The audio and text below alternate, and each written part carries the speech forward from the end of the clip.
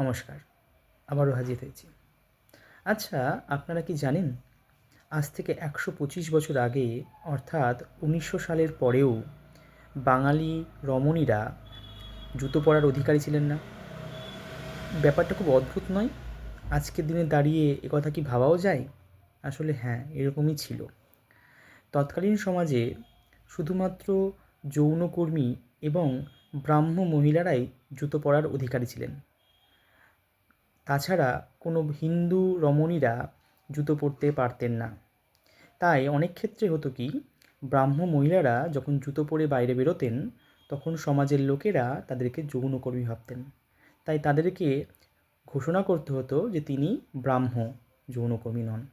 খুব অদ্ভুত এই সমাজ।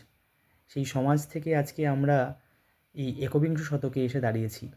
আজকের সমাজ আর সেই তৎকালীন সমাজ, এই সমাজের মধ্যে যে বৈপরীত্য, যে পার্থক্য, সেটা কিন্তু খুব অদ্ভুত এবং একটা অসীম উত্তরণের কাহিনী। ধন্যবাদ।